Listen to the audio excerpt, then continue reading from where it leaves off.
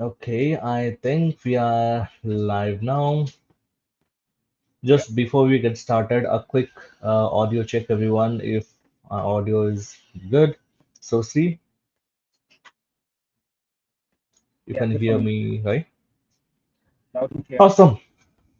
Okay. Hello, everyone. I'm Sunil Kumar Das, welcoming you all to the Sunil Show at a new episode.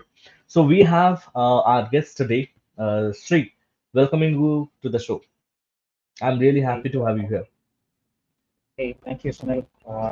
I'm equally glad to be a part of your show. Certainly, I'm extremely grateful to you and your team for having me here.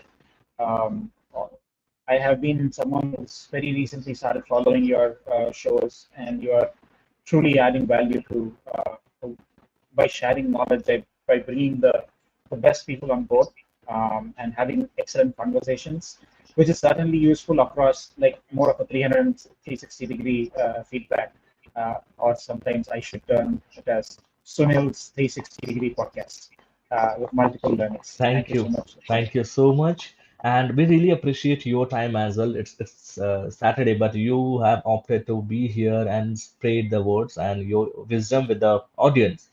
Now, before we get dive into our topic, why don't you quickly introduce yourself to our audience, your expertise, what do you do as a person, what you like, and slowly we will start from there. Okay, I will go from the last point, which is that as a person, what you like. As a person, I am a pro chai consumer as per my last or my recent discovery. Of course, even before that, I really make a good chai, and I would always love to taste different varieties of chai. With that lighter note, certainly I bring to the table about 18 years of experience in project management and program management offices. Have a good track That's record great. of Thank you. A very good track record of implementing large-scale solutions for enterprise-level customers, for startups, for SMBs. And one of my major experience or my success lies in building PMO from scratch, starting from zero or 1% PMO to at least a 20-member project management office, directly working with the CEOs of the organization and reporting to the board. That's the kind of an expertise I bring to the table, and that's my secret sauce. Um, I'm based out of Bangalore right now. I have been working with CES IT, which is a digital infrastructure, digital transformation uh, arm of CES Limited Group. And I have also been volunteering for the PMO Global Alliance India Hub for the last couple of years. I am contributing as a communications director for PMO GA India Hub. So yeah, that's pretty much about me, Sunil. So that's great. You carry, the vast experience in terms of building the PMO. So certainly we'll utilize, we'll learn about everything PMO and project management. So to start with, when we talk about PMOs, now we have different organizational structure, right? Mhm, Regardless of the organization structure, we mhm. also have PMOs, either maturity level one, two, or highly matured PMOs, Yeah. whether they are supportive or directive, or controlling PMO. However, so these are the different things. So how to start with, how do you introduce what exactly PMO? And being a project manager, what is your role and where you will be working in the PMO? Mhm. Okay. Um, I'm just trying to put a simple analogy here. I hope you have, in your lifetime at least, at a very simple glimpse, uh, have listened to a orchestra. Yeah, and there will be a musician in the center uh, doing some crazy activities like this. He'll be Correct. orchestrating the symphony. Uh, to make it very simple and clear, that is what a PMO is. There are all musicians around, there are multiple instruments. Each one is expertise in their own musical instrument. They know which strings to pull, which strings shouldn't be, and how to make the music more interesting and attract audience. However, everyone are wired in a different way. But in the orchestra, this person who stands in the middle and does this work of his hands magic, right? With a couple of, I should say, wand or a stick, like a Harry Potter's wand. So that is what a PMO does. In an organization, everyone carries their own expertise. Everyone contributes to their projects. Everyone brings to the table enormous skills. Could be communication, could be technical and whatnot. However, it is like if the orchestrator is not there, it might go in their own silos. It might travel in their own ways. So a Hmm. PMO is an orchestrator, and a project manager also sometimes plays the role of an orchestrator when he manages the project team. At a high level, think about an orchestrator through his project managers handling projects. That is what a PMO does. That's great. So now adding little more technicality into it, do you uh, say like PMO is something where it instructs, it creates templates, it creates processes that the project manager has to follow? It is something the PMO does, or See, beyond PMO this one? is much more beyond this. Hmm. I know I have been talking to lot of people who started their background from project management, from Okay. PMO. I have very good friends in the PMO globally in circle, and I have a personal experience, right? Uh, PMO, the way people define PMO or the myths around PMO, many a times I used to hear for a very long time is glorified stenographers. I'm not boasting. Whoever is there on the PMO space, they know very much about it. But PMO is much more beyond that. Hmm. It's not just that PMOs come in, set templates, standardize stuff, govern you, police you. No, PMOs work closely with uh, the strategic team of the organization. They Right. align the projects towards the strategic goals of the organizations, and they Hmm. strive to ensure that the collaboration with both the teams from this side Hmm. to the other side of the organization goes together, and the strategic objectives of an organization is met Okay. through their multiple skills, right? PMO doesn't just bring in one skill of just a governance, just note taking, just sending meeting of minutes, or just tracking the project deliverables, schedule, cost, and scope. Beyond that, PMOs collaborate. One of the key skills of any PMO or project manager is you have to have multiple skills. Collaboration is a key, and Hmm. aligning to the strategic goals for the projects is another challenge. So PMO is not just setting templates, asking you to follow them. Beyond that, on doing that, they try to bring you near to the goal. In a linear regression, you will have those dots scattered all along the way. But PMOs are the one who strives hard to bring the scattered dots near to those lines. That's a great analogy, actually. Yeah, that's very true. Because when strategizing the things and you're creating a strategy for your upcoming year, now you may have different projects you have to do, or different kind of change in the process or enhancing things. Now understanding which will create the impact, or ways by adopting which project or creating which project will create the value. That's where PMO plays a crucial role, right? That's great energy. Thanks for that. Now moving towards the functions of a PMO, we understood this one. Mhm. Now what's your thought on project management? How would you define project management in a simple way to our audience to make it pretty much clear and easy to understand? Um, I would again go back to the orchestrator analogy, Sunil.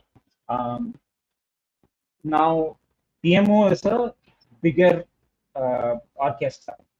You have a set of violins, let's say around 15, 20 musicians, and a couple of keyboards, multiple keyboards, around 15, 20. And this side you have other string instruments. This side you have older instruments which are not in existence. Those expertise. The other side, behind the screens, you have singers who does chorus, who has bass voice, and all those things. So whatever I said right now is doing the orchestration, right? Mhm. But in a typical or a real life scenario, just one orchestrator may not be handling all these uh, musicians, all these singers. Consider those musicians, those singers as separate projects, and this orchestration, the whole orchestration, as one bigger program, right? So let's take the violin group. The Mhm. violin group, if they miss a single note, who is responsible? There can be anything That's which happens, but they are expertise. They have their own flair, their own flavor of bringing in wonderful music, no doubts about it. But there should be a mini version of the orchestra. That is how I define a project manager as someone who takes care of a specific project, ensures the deliverables are done as per costs, as per schedule, within the scope, and it doesn't, goes out of the budget, which also aligns to the strategy. When I say strategy, the main orchestrator who pulls correct. the strings, who says, hey, your violin bass is going up, you should be coming down, which means that, hey, your cost is getting more, right? You have to look at what's going wrong and get in within control. So that's how I look at a project manager. In the same lines, a project manager is not someone who goes and says, hey, this is what has to be done, this is how it has to be done. In my experience, uh, a project manager, when I say a project manager, an effective project manager is someone who has enormous collaboration, who has wonderful communication, and who knows where things are might go wrong.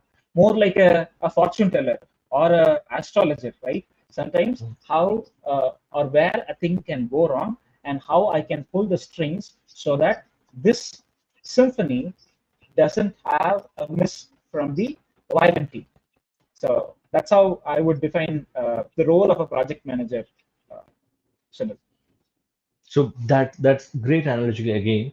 So to add on something, so those who are entry-level project managers or aspiring project managers out there and willing to come to project management, you need to understand one important thing is the talent triangle in project Yeah, management.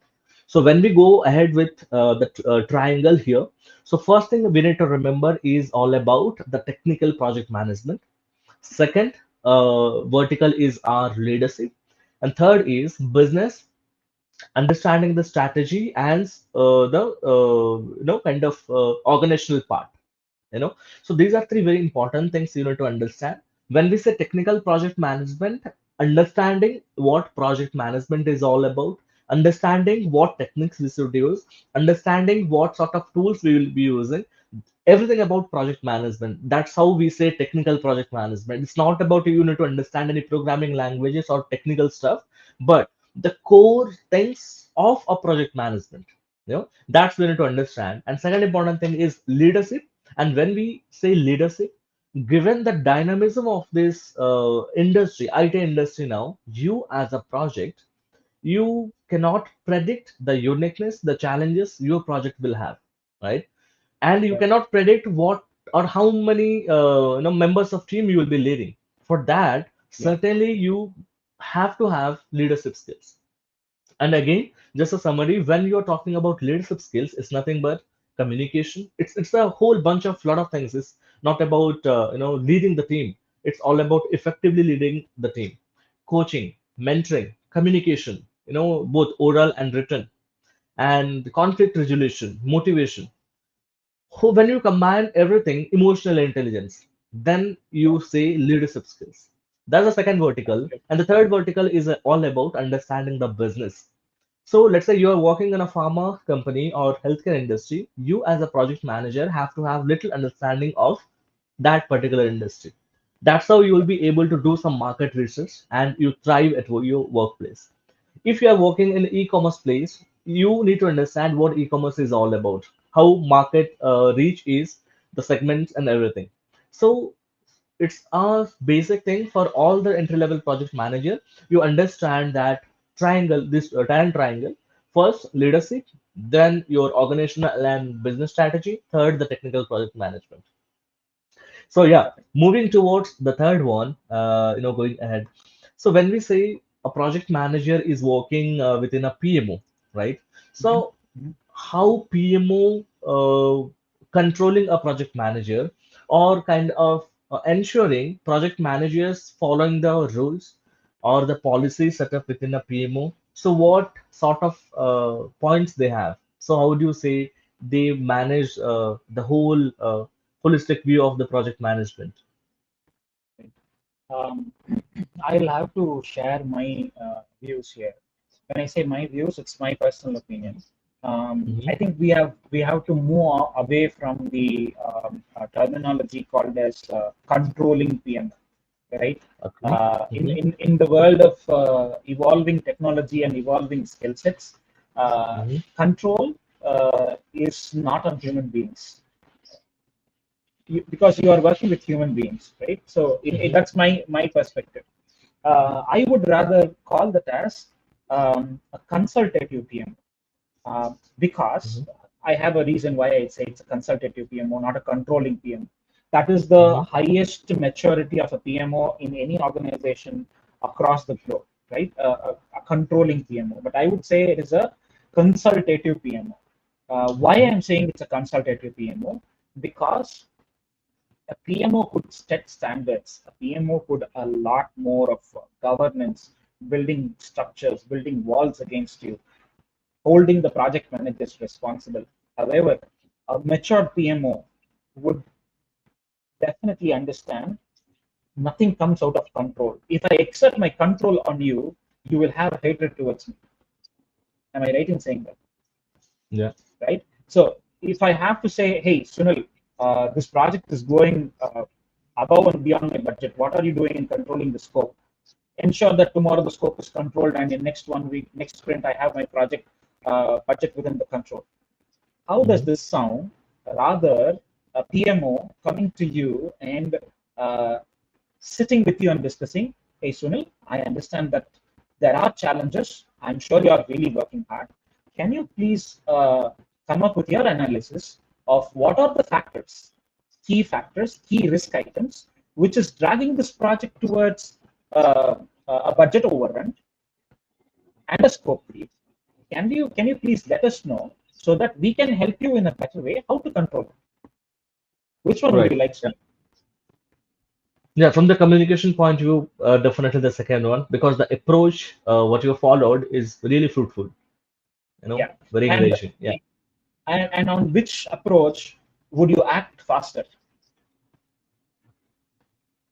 Definitely the second one. Yeah. Second one, obviously, right? So this is why I called us. I say a PMO should be more of a consultative rather than just controlling. You are still in the second approach. A PMO is still exerting their control, but in a human-centric manner.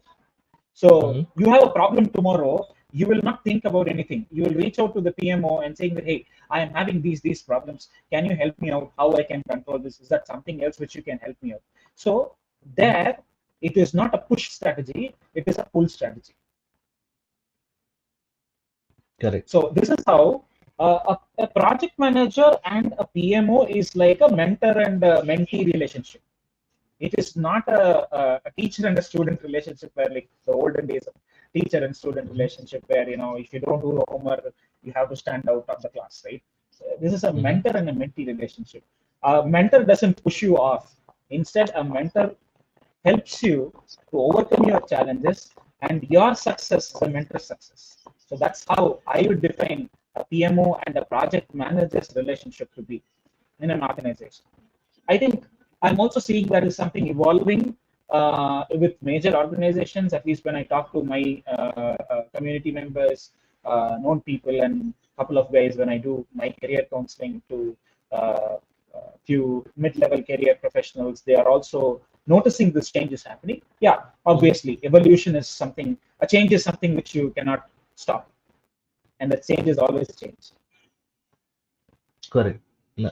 So again, we are talking about PMO, how to make it effective, and you given certain examples. Now, I'd love to Yeah. understand one thing. What are the key pillars or the principles to become an effective PMO? So, according to your experience, chronologically, can you tell me around five or six effective principles, I would say, or the pillars of becoming an effective PMO? Okay. Um, right. If the pillars to become a PMO, first thing, very basics, understand project management frameworks. It could be any framework, it could be PMI, it could be Prince, but understand, and you should have lived the framework at least for a good number of years. Uh, Hmm. that experience really matters, right?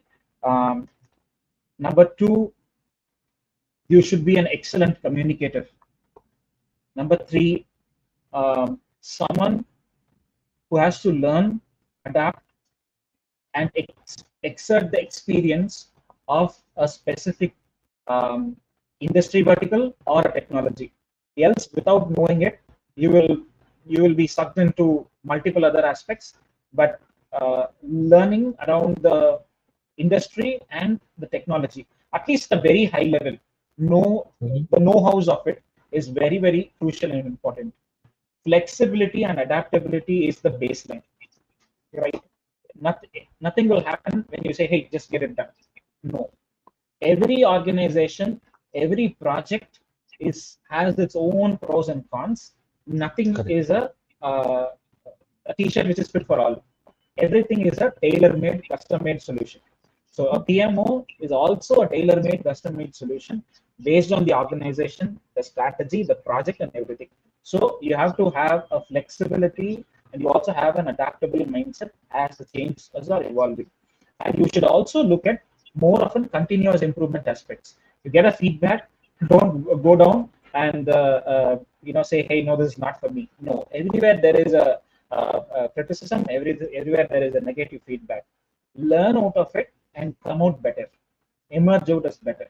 I would say these are all really, really important for someone who is aspiring to become a PMO. And one most important point which anyone and everyone should grab out from the mindset is PMO is like a boss.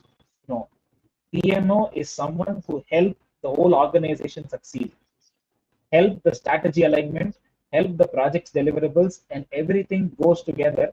So not just we as PMO succeed, the whole organization may succeed. Look at you as a Chanakya rather than looking at you as a team. That's great. That's great. Now, when we're talking about PMO, do we have a difference of a PMO in a small scale industry or the small organization versus a larger organization? Do we have any difference in terms of Definitely. principles, policies?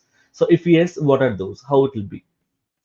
See, in reality, what happens is we look at small, medium, and enterprise level customers. Excuse me.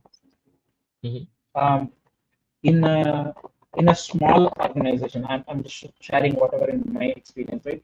In a smaller organization, let's say about 100-member team, a PMO is something which is run by a project manager who's already handling 5 projects. Fine. In a medium scale organization, a PMO is could be, I'm saying could be, it is my experience, but could be a set of 2 or 3 members who is running the PMO. Hmm. In an Okay. enterprise organization, a PMO could be a 20, 25, or even 50 members team, depending upon the scale of projects and programs they run. Right? I'm just giving you my experiences here. This is how it differs. Uh, what are the underlying principles and methodologies? everyone go to whatever is the established underlying principles of project management. It could be PM.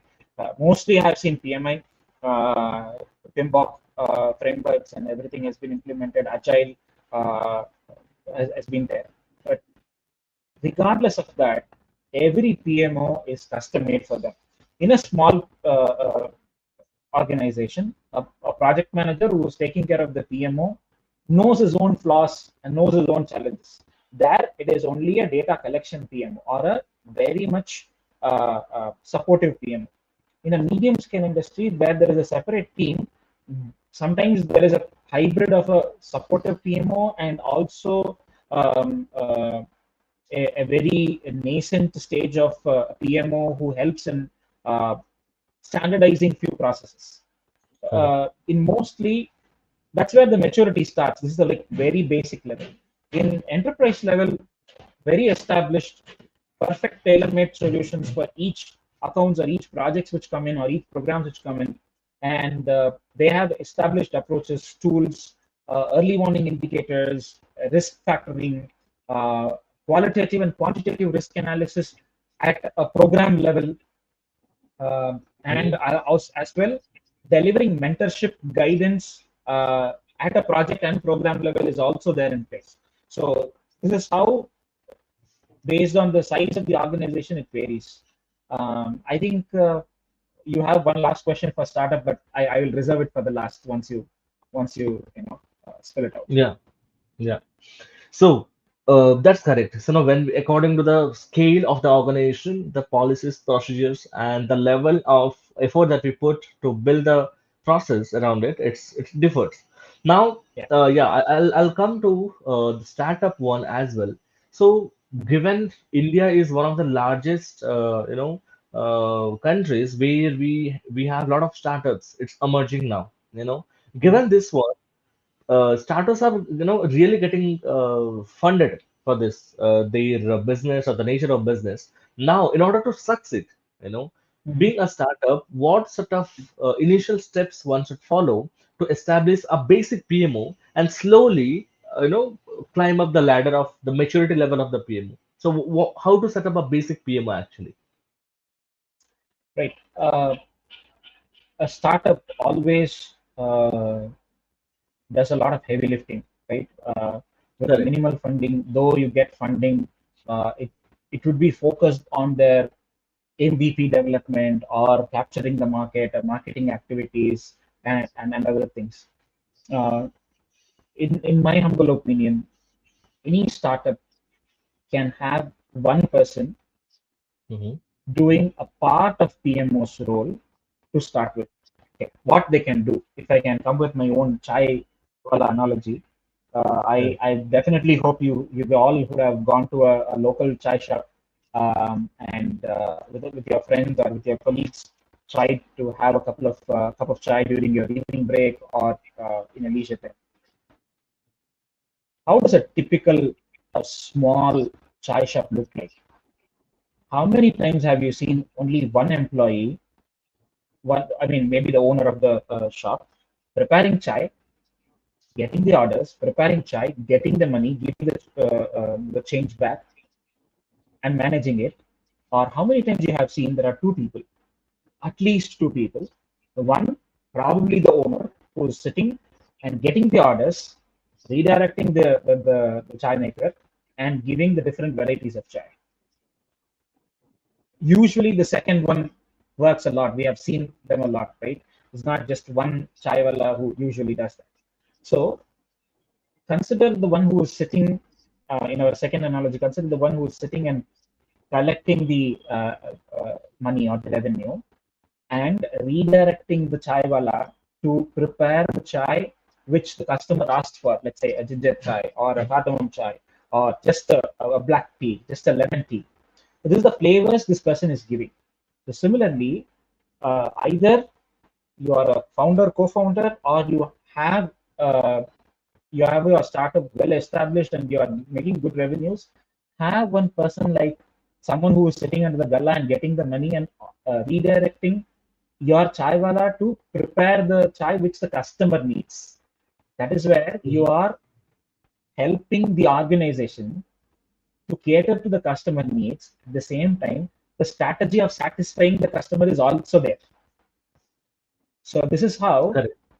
this analogy, have a person whose half of the work is to look at, hey, is my whole project plan around marketing, my funding activities, my Mm-hmm. MVP development, my analytics in terms of customer base increasement, my CSAT and everything is aligned to my strategy or not. Have that one person spend at least 30 to 40% of their whole time in looking at it.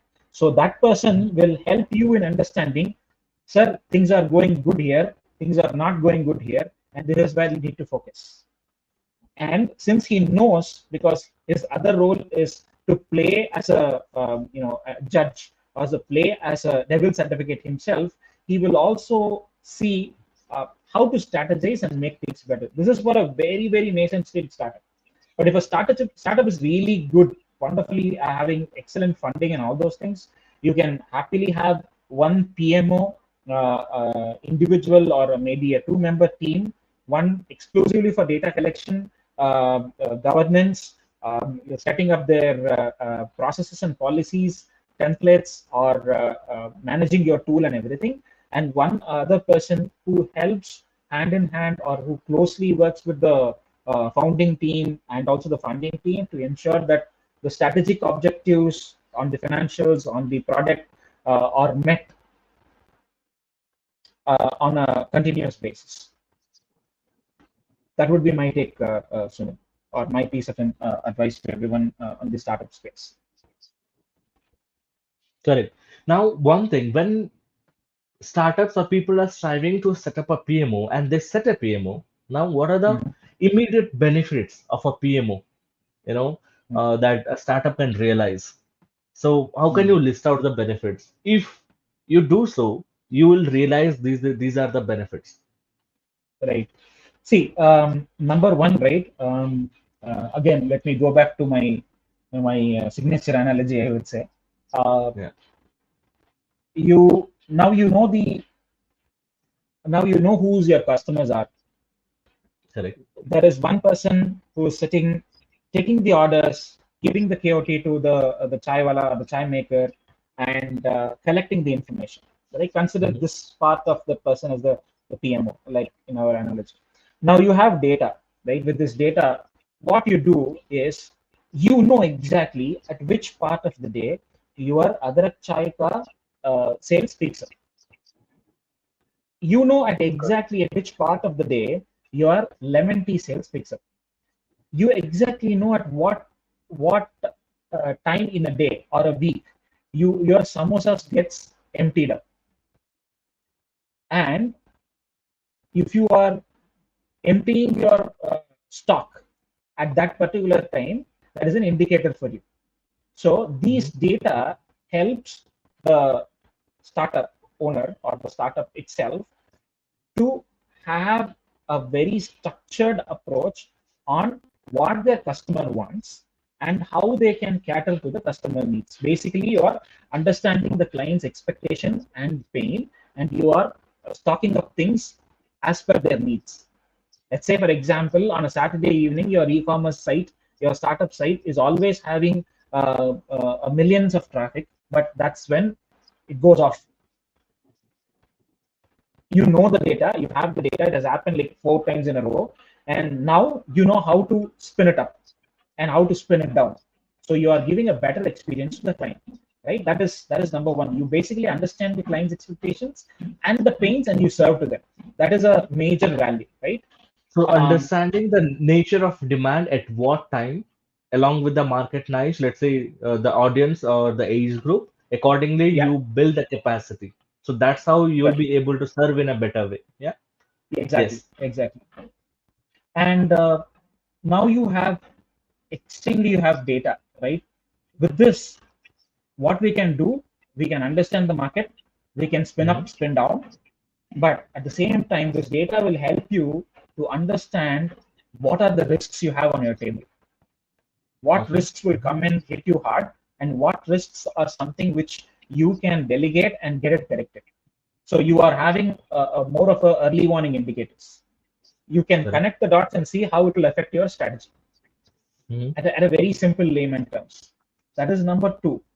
And number three, you are uh, this whole data is going to impact your customer satisfaction as well. Or this whole experience you give is going to impact your customer satisfaction as well. And your customer satisfaction is the basis of your growth of a startup, right? And with this data which you have, the point number one and point number two, which I said, you can definitely increase the customer satisfaction, not just like 7 or 8, definitely to a delight stage. That's how your team works, what kind of strategy you bring in table, how you analyze the data and present it to the data to your management and everything. I would say the first two are the most important benefits or the value which a startup would definitely get on implementing a greater PMO into their organization from the initial stage itself. Correct. That's great. So, first thing is all about building or enhancing your customer experience in terms of capturing the needs and the time. So, accordingly, you can build your capacity. That's how you'll be able to serve the customer in a better way, right? That's brilliant. Yeah. And also to understand, let's say this is all about you as a startup, your behavioral structure with the customer. Now, if we dig deeper into the experience that PMO creates within the organization, you know setting up the policy, the process, or the procedures for how projects can be taken, how we can respond to the projects. So these are the other aspects that internally we build, so what's your thought on this one? What internal benefits that internal people can see? Right. So the first two benefits which we mentioned Mhm. doesn't come without setting the basement, right? Your basement is more about what is the methodology I should follow in terms of, it could be anything. It could be a development project, or it could be an implementation project, or it could be Or even could be a a service. marketing project. Yeah, a Mhm. service. It could be anything.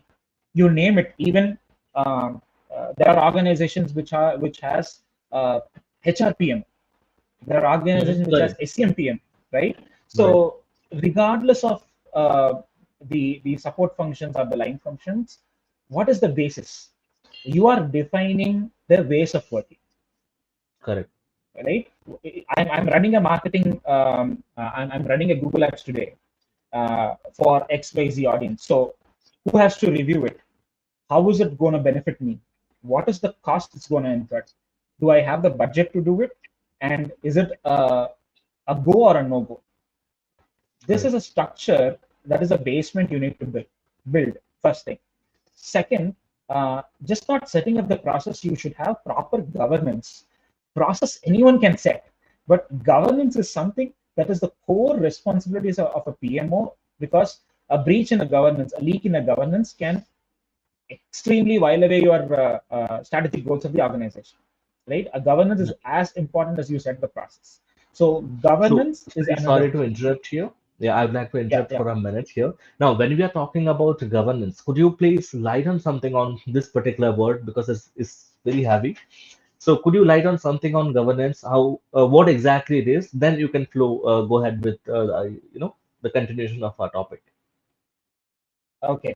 Um, Governance with an analogy, should I say? Now, this coming back to the same chai wala, I just don't want to move away from. Uh, okay, let me move away from chai wala. Let's look at Indian weddings. Uh, Hmm. Everyone would have attended a big fat Indian wedding.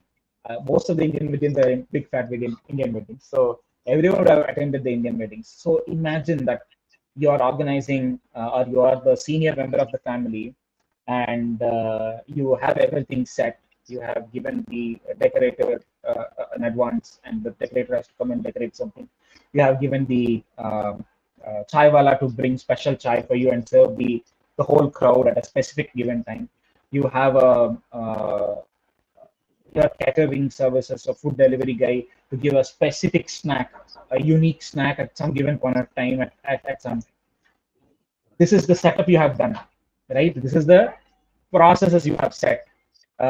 in your for your wedding, exactly at 7 o'clock in the evening, tea along with the specific variety of a chart should go to the table of all the invitees. But your chai wala comes only at 9 o'clock in the night, and your that specific chart item preparer is coming only at 6 o'clock in the next day morning. Is that an acceptable one? No, certainly not. So this is where your governance this is what your governance should be. Something should happen at some given point of time, and you should be someone who looks around it. So how do you keep a Mhm. tap of it? Hey, at this time, I need to be, I should have everything to be ready. What are all the steps, right? Now I have the decorator to be here at 6 o'clock in the morning so that he takes and does all the work. So for my evening reception, everything is ready before 6 in the Correct. evening. So you give ample number of time. You keep someone informing you or checking you saying that, hey, 6 o'clock, the guys came in. 7 o'clock, nothing is happening. Breakfast time, half of the work is done. Okay. Around evening 6 o'clock, something is done and it is all ready. But in 5 o'clock, you have enormous rain in an open auditorium, and that goes for a toss. So you should also have a backup plan. So this is where governance works. This is what I mean, very simple way I'm telling you. So for the better understanding of a wider audience here, because there could be audiences from a very initial stages of their career. Definitely there could be audiences from much more at an experienced level, at a director level, at the CEO level. uh, uh, so just for everyone's understanding, this is at a high level what a governance is and it could be. That's great. Yeah. So it's all about keeping the checkpoint to ensure whatever ongoing tasks are within their limitations, and they should satisfy the end result, whatever we planned, to go ahead with. So that's brilliant. So let's continue discussing the benefits that internally we can bring by setting up the PMO. Yeah. Yeah, you are by setting up the base, right? The basement, by having the process in place and the governance place, you are defining the ways of working. There could be some deviations here and there. There could be customizations here and there, but still, even you customize it accordingly and you set the process so that you know exactly after step 7, steps 8 has an approval and step 9 goes for sign off. I'm just Hmm. giving an example. It can be irrelevant, but you know what are the steps. The ways Hmm. of working is defined. So at some given point of time, you are wiring your team members' mind saying that, hey, I have a marketing plan. Now I have to write a synopsis about it, and it has to be presented to my board or my committee, which involves my PMO, my CEO, and my marketing director. This will be Hmm. wired in their mind. So, as a CEO, as a PMO head, nothing will go beyond this setup which you have made. And that is the process. Correct. That's the wonderful culture you are bringing to the Hmm. organization. And this culture also is not a culture like defined set in a very rigid manner, but it's also a culture which collaborates. That's where you get those people in, ask them for, hey, why do you propose this? How do you justify in data and numbers that this will hit this target? What if it does not? What is the risk mitigation plan you have? What is the other action plan you have? You are inculcating that culture within your team members. So these are all the most important benefits as a startup they get when you are having that collaborative environment. You are building the leader within, right? You are encouraging, motivating, and building the leader within. Like 5 years down Hmm. the lane, your startup is like doing great. These guys would be at the C levels, and they would be funding another couple of startups. That's great. So first thing is, you as a startup certainly cannot afford or go ahead with PMO from the day one. However, let's say you have your initial target, let's say down the line of 6 months, I as a co-founder or founder, I must go for certain revenue. And once you reach this initial milestone, then Mhm. you have to improvise your internal policies, procedures, the way you work, the way you were handling customers, the way you were looking at the project. Now that's when, to standardizing this, a PMO is much more required, and that's when you have to Correct. work on this one, right? So Definitely. first thing. Yeah. Second important thing is setting or establishing a PMO. You have to keep aside some budget because uh, you need to hire somebody who is experienced in terms of setting up a PMO at the initial stage. That's when you setting up the PMO and you start following up with the things. Now, going ahead with the other one, Sri, could you help us with something, the initial documentation? Because we as a project managers, given let's say you are working on traditional approach or waterfall or agile methodology, we Mhm. must use some tools as well as documentation. Mhm. To Yeah. start with, what are the basic documentation as per you are very important for any kind of projects? Mhm. Right. Um, I can, at a high level, say this, but it is again a custom solution, not a one size fit for all. Correct. So we we definitely should have legal documents, their contracts properly legally vetted, During the because as part of procurement phase. procurement Yeah, phase, when you are signing a new project with the customer or correct. getting delivering a new service to the customer at any given point of phase, if there is a legal involvement within two parties, yes, definitely a legal document is more important. But if it is something which is within your organization, like if you go back to the marketing plan, yeah, I have to spend on a marketing, there is a marketing spend coming up. Uh, as probably implementing something called as a project charter or a project plan or a proposal Mhm. documentation is extremely important. It should be properly Correct. followed, right? What is a Mhm. proposal I am giving it to my organization to get this, and what benefit an organization does? A proposal and a proposal approval is something keen. So you are following a process, and it is not deviating anywhere, and you know where your Correct. spend goes, right? And Mhm. also, if it is an internal or an external, your budget approval, it is not a straight line that you spend 100,000 on something and you only spend 100,000.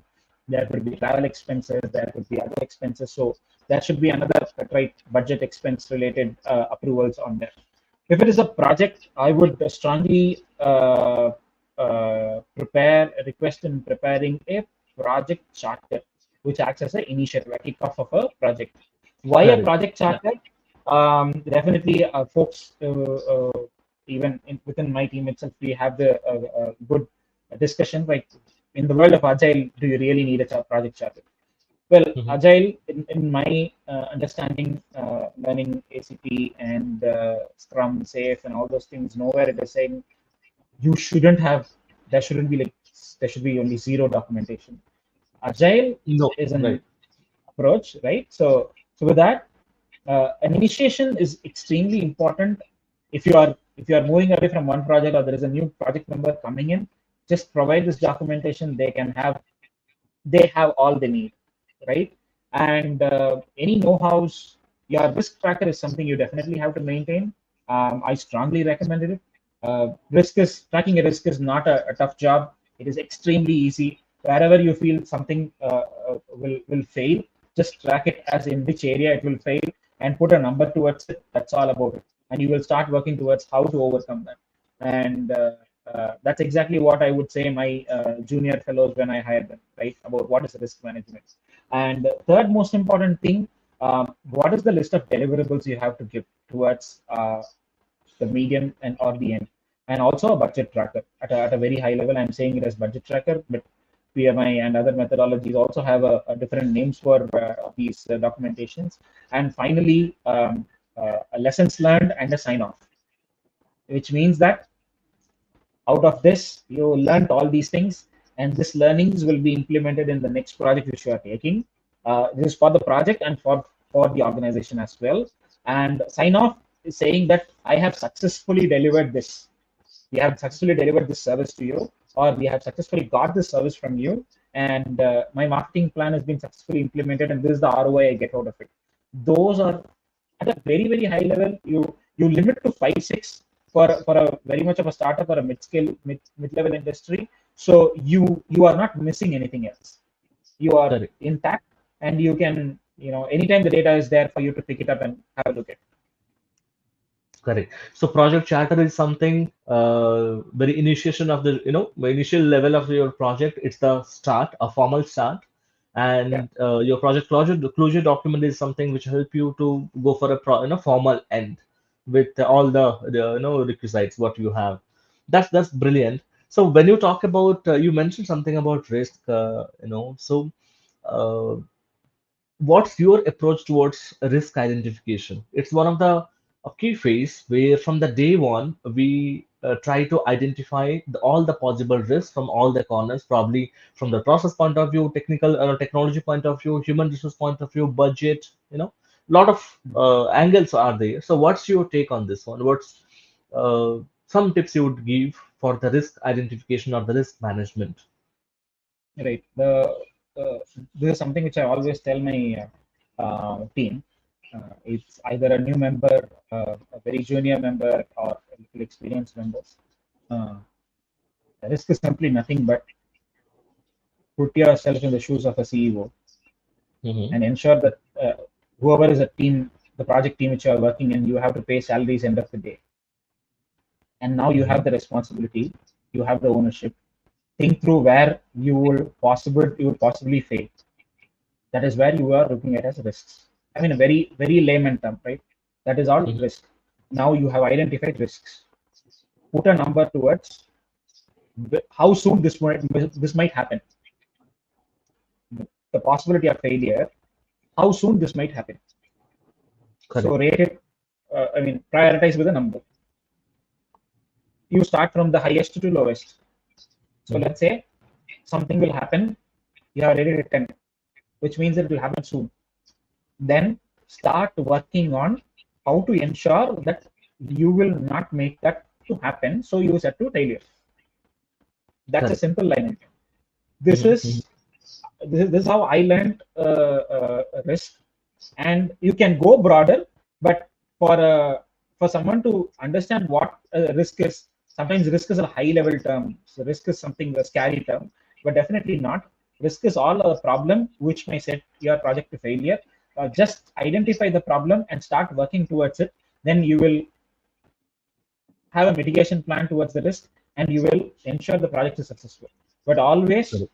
think like a CEO, so that you always have in your mind the success of the project not just depends on you.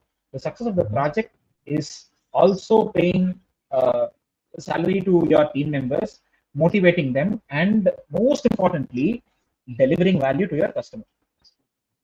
Right. So basically, you need to understand, you need to feel the project or the whatever the activities you are working on, you are the owner of it. And that's Yeah, when the first shift is your mindset. Once you yeah, build your mindset in that way, you will be able to look all the possible positive as well as negative outcomes, and you mhm, will build your plan or the contingency plan. What if this particular point happens, whether it will move the outcome towards positivity or the negativity? If it is positivity, we say positive risk. If it is negativity, we say negative risk. So accordingly mhm, we mold or create the contingency plan or the fallback plan, right? mhm, And as you mhm. mentioned, we create how often it will happen, the probability. Accordingly, we set the numbers. That's a good one. So certainly, we, irrespective of the work, whatever we do, personally or professionally, so everywhere the risk is associated. So once you feel you as the owner of the task, you will be able to build the risk kind of matrix towards it, and successfully you will be able to navigate those risks. That's brilliant one. Perfect. Okay, now I think we are approaching the time. So we have started our discussion understanding the PMO, what formal PMO is, and the functions around a PMO, and what sort of principles or the things will take to you to become a PMO, and other discussions as well. And importantly, why startups should build a PMO, what benefits they can achieve. Now it's time to go ahead and understand something better about our speaker. So we'll move or shift our discussion towards something different. So, Sri, now Mhm. to understand something better about you, what's a hobby or interest you have picked up recently that brings you joy outside of your work? Yeah. Out of my work or at a personal level, Sunil? Yeah, it's your personal hobby outside Okay. of your work. Um, Okay. Outside of my work now, I used to read. I used to read, not a bookworm, but pretty focused towards self-help and business non-fiction books. And sometime uh, way back 5 years ago, I started writing blogs. Uh, it's like I always wanted to write a blog a week, so 52 blogs a year or 54 blogs a year, but I end up writing only one, which was haunting in the back of Okay. my head for a few years. And this year, I kind of started sharing my thoughts, my experiences in the form of writing via LinkedIn. That is something which I picked up, and definitely it is extremely um, a, a time-consuming but an enjoying work which I'm doing, because reading is extremely easy, consuming reading and consuming the thought, but putting your thoughts down the paper is like yeah, you will know it if you are doing it. That's something which I'm enjoying doing right now. Um, and on the other side, at a very personal side, I am trying to pick up baking. I started small baking with my air fryer, a couple of banana cakes, cupcakes for my wife and my family. So yeah, I hope at some given point of time I would also be a good baker. That's great one actually, and definitely just let me know. I'll be your first customer then. Please, sir, you're welcome home. Let me know what is your favorite pastry. At least I'll try to make it. Definitely not doesn't spoil your stomach, but I'll definitely make your taste buds happy. Sure, sure, sure thing. Now, you have vast experience in terms of project management, and certainly when people are working in terms of project management, they learn a lot of soft skills. They Yeah. brush up their soft skills. Given that, and also it helps in terms of broadening our horizon and a kind of maturity level. So with Mm. that one, what piece of advice you could give to your younger self, you wish you could have given to your younger self? So I really have a good list, but I'll have to just share you an incident. Um, Hmm. way back, way back, I would say 2007, 8. Hmm. That was the time I started doing more of a project coordinator and a team lead role, right? Hmm. Um, and it's a new team which was formed. My project manager, a very good mentor of mine, he asked me to, hey, you have your team members sitting in this cubicle. Uh, can you please move them to a different cubicle because there is some challenges in terms of internet connectivity and other things. You know what I did? I just read there. You guys get up from here, move to the next cabin. All these guys were like awestruck and they're like, "What is this? This is a new guy. He's a lead. He doesn't even saying the reason why he's getting moved." Uh, and then my project manager came on seeing the faces of these guys and said, "Hey, I'm sorry. Probably he doesn't know what was the challenge. I asked him to do it. There is a challenge with internet here, and internet is very important for you guys to work. So can you please move there? There is a very good internet connectivity. I have personally tested it, so you can trust me and move there. If you have challenges, you please let me or Shri know." And he left. That was a slap on my face. Right? That's when I understood the way you convey something to your team matters a lot, right?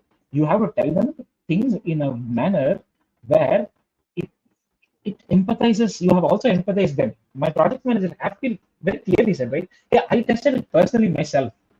If you have a problem, let me know. It was a slap on my face.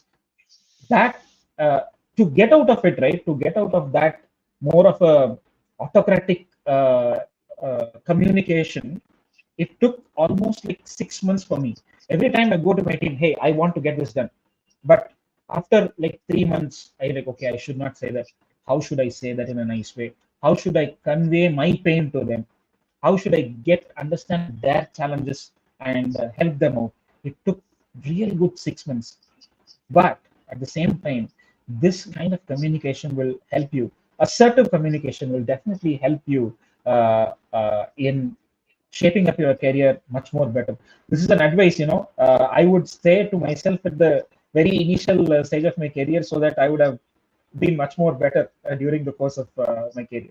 And the second thing is technical knowledge. Uh, at a very later stage of my career, I learned that upskilling and learning more technology is crucial. And from then on, it started. I'm investing time in learning and development, my own personal, and I also encourage my team members to do. However, to my to my younger self, I would have said, sir, please start learning. Start something small. Even if you spend 1 hour, forget about 1 hour, half an hour a week is more valuable than not spending that half an hour in a week. Those are the two things, major things, Sunil. I'm glad you asked that. Thank you. No, those are really brilliant because you learned from your experience. You committed a mistake from there. Somebody taught you the way, or from somebody's experience you learned that that's good enough.